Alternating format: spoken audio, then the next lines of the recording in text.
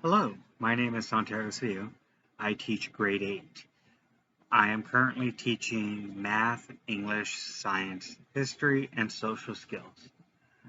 I work at LAUSD, or Los Angeles Unified School District. Uh, my school is a district school. I work at Dodson, and I do a couple different things. We are in person. I am doing a co-teaching model as well as teaching some of my own classes all by myself this year. Last year I was just doing it all by myself and it was virtual. We came back for hybrid for like the last 2-3 weeks, but uh, things change. This is a new school year. We're rolling with it. We're doing our best. All right. My biggest strengths coming into clinical practice I would say my biggest strengths coming in are my behavioral management. Prior to being a teacher, I was a behavioral therapist, so I had a few years of doing that. And on top of that, I was a substitute teacher, so I got really good at jumping into various situations and handling them. All right, so that's part one of this.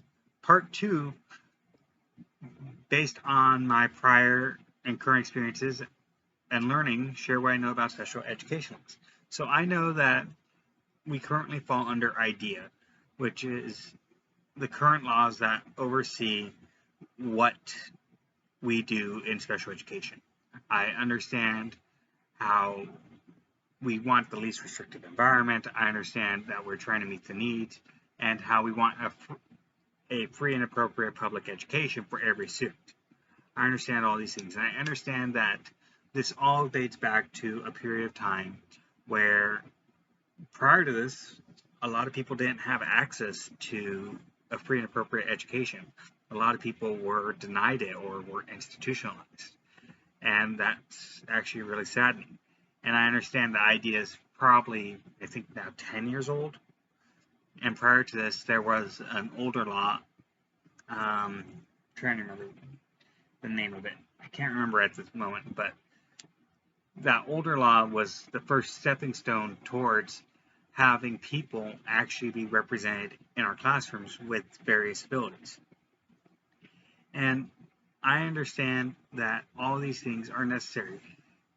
I've done a couple IEPs and I've understood some of the necessary things that go into it and why we do each of these things. So that's my knowledge of special education laws. And I understand that there are a lot of nuances, a lot of differences. I know it varies from state to state and it's changing all the time.